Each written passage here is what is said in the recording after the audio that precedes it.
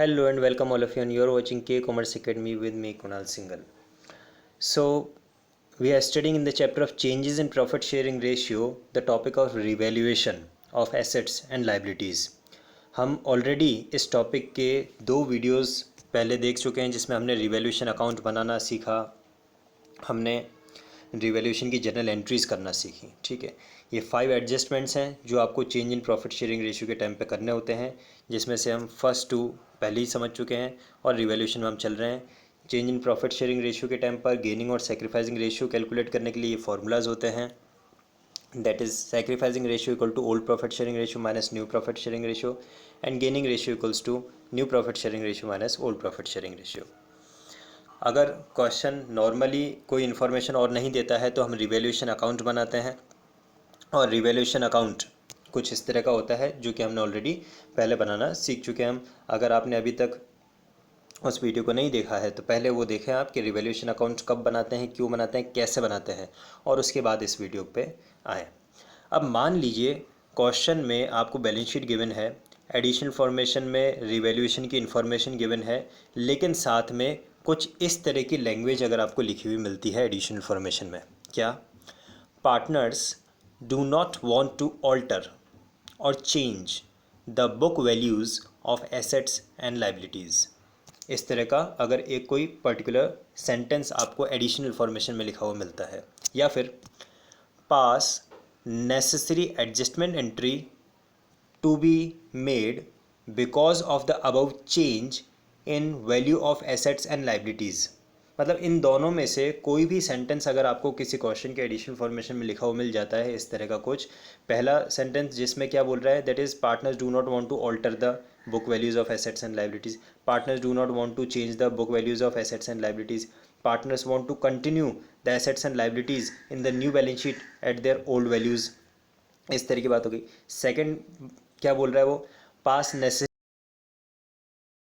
Recall करते हैं। मैंने आप लोगों को पढ़ाया है, जब भी मैं वर्ड एडजस्टमेंट एंट्री बोलूं तो आपके माइंड में रिकॉल होनी चाहिए एक general entry, that is gaining partners capital account debited to sacrificing partners capital account adjustment entry. ठीक है, तो वही वो साफ साफ बोल रहा है पास नेसेसरी एडजस्टमेंट एंट्री। तो अगर आपको इन दोनों में से कोई भी ऐसा कोई सेंटेंस स्टेटमेंट लिखा हुआ मिलता है, in that situation we will not prepare the revaluation account.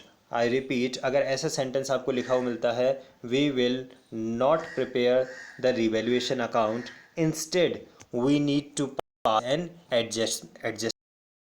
और एडजस्टमेंट एंट्री क्या होती है आप अच्छी तरह से जानते हैं, that is gaining partners capital account debited to sacrificing partners capital account.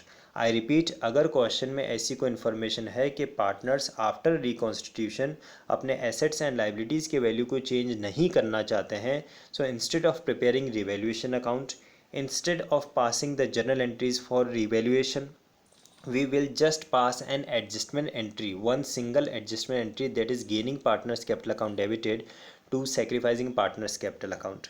But ये एक कंस्ट्रेंट इसमें क्या है कि ये एडजस्टमेंट एंट्री कब तक होगी, जब तक प्रॉफिट ऑन रिवैल्यूएशन है। टॉप पे मैंने हेडिंग में भी यही लिखा है, देखिए रिवैल्यूएशन पे अगर प्रॉफिट होता है तो आपकी एडजस्टमेंट एंट्री क्या होगी, gaining partners capital account debited to sacrificing partners capital account. लेकिन सपोज करें कि अगर रिवैल्यूएशन के टाइम पे आपको लॉस हो जाता है, अगर आपको रिवैल्यूएशन के टाइम पे लॉस हो जाता है तो क्या करना है, इसी जनरल एंट्री को आप रिवर्स कर दीजिए। क्या, that is sacrificing partners capital account debit to gaining partners capital account. Simple सा लॉजिक है, अगर लॉस हो जाता है तो इस जनरल एंट्री को जो यहाँ पे लिखी हुई है उसको आप रिवर्स कर दीजिए। देखिए, अगर आपको रिवैल्यूएशन पे लॉस होता है तो हमारी एडजस्टमेंट एंट्री क्या हो जाएगी, sacrificing partners capital account debit to gaining partners capital account. So आप तो अपने माइंड में सिर्फ ये एक एडजस्टमेंट एंट्री याद रखो, that is gaining partners capital account debit to sacrificing partners account till there is a situation of profit, till there is a situation of profit. इसे आप कॉपी कर लीजिए, अपने माइंड में सेट कर लीजिए, that is adjustment entry word जब भी आता है तो gaining partners capital account debited to sacrificing partners capital account. अच्छा, आप कमेंट में मुझे लिख के बताइए कि मैंने ये एडजस्टमेंट एंट्री आपको और कौन से टॉपिक में, अभी तक हम कुल टोटल थर्ड एडजस्टमेंट पे चल रहे हैं। फर्स्ट मैंने आपको पढ़ाया था calculation of gaining and sacrificing ratio, second मैंने आपको पढ़ाया था अकाउंटिंग ट्रीटमेंट ऑफ गुडविल, और थर्ड अभी हम चल रहे हैं revaluation of assets and liabilities में। मैंने ये gaining partners capital account debited to sacrificing partners capital account की एडजस्टमेंट एंट्री आपको पहले भी किसी एक टॉपिक में पढ़ाई है। इन तीनों एडजस्टमेंट में से। तो आप मुझे कमेंट में लिख के बताइए कि मैंने कौन से टॉपिक में आपको ये एडजस्टमेंट एंट्री करना सिखाया है। Gaining partners capital account debited to sacrificing partners capital account हम और कौन सी सिचुएशन में पास करते हैं, just mention it in the comment. Okay, तो अब आगे बढ़ते हैं। कल जो हमने क्वेश्चन किया था उसी क्वेश्चन को एक बार हम दोबारा से ले रहे हैं। जिस क्वेश्चन में हमें old profit sharing ratio given है 5:3 का, change in profit sharing ratio हुआ है after change there is a profit sharing ratio of 3:5। Point number B में लिखा है कि मशीनरी और स्टॉक की वैल्यू में चेंज हुआ है, मशीनरी की वैल्यू इंक्रीज़ हुई है और स्टॉक की वैल्यू भी इंक्रीज़ हुई है। आई होप पिछले 2 दिन से आप इस क्वेश्चन को कर रहे हैं तो आपको क्वेश्चन अच्छी तरह से माइंड में सेट हो चुका होगा। तो अब हमें करनी है इसके लिए क्या, हम इसमें एक चेंज हमने कर दिया, partners agreed that altered values are not to be recorded in the books. जबकि एडिशन फॉर्मेशन में तो हमें पॉइंट नंबर बी को अगर हम पढ़ें तो क्या लिखा है कि मशीनरी और स्टॉक दोनों की वैल्यू में चेंज हुआ है, लेकिन मैंने इसमें एक मॉडिफिकेशन कर दिया क्वेश्चन में, partners agreed that altered values are not to be recorded in the books. You are required to pass a single journal entry. Single journal entry means adjustment entry to give effect to the above. तो adjustment entry क्या होती है, जल्दी से बोलिए। Gaining partners capital account debited to sacrificing partners capital account।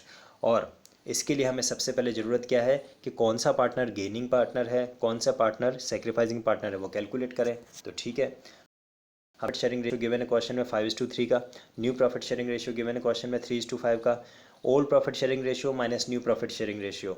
If comes positive it is sacrificing, if comes negative it is gaining. तो इस फॉर्मूले को यूज़ करते हुए हमने कैलकुलेट कर लिया, तो हमारे पास आया y is the gaining partner in the ratio of 2/8 and x is the sacrificing partner in the ratio of 2/8। Now हमने देखा increase in the value of machinery ₹7,000, increase in the value of stock ₹1,000। सो दोनों asset की value में increase हो रहा है तो profit ही है हमारे लिए। प्रॉफिट ऑन रिवैल्यूएशन कितना हो गया, ₹8,000। अब हमारी जो जनरल एंट्री है adjustment entry, gaining partners capital account debited to sacrificing partners capital account, क्या हम ये जनरल एंट्री इस ₹8,000 से करेंगे? नहीं, हम कैलकुलेट करेंगे कि इस 8,000 में x का शेयर कितना है और y का शेयर कितना है। सो share of x is 8,000 multiply 2/8। 2/8 क्या है, the sacrificing ratio of x। Share of y is 8,000 multiply 2/8 ₹2,000। अब हम पास करेंगे जनरल एंट्री। हमने कैलकुलेट किया था क्या, देखिए y गेनिंग पार्टनर है, x सेक्रीफाइसिंग पार्टनर है, तो हमारी एडजस्टमेंट एंट्री क्या होगी, y is capital account debited to x is capital account.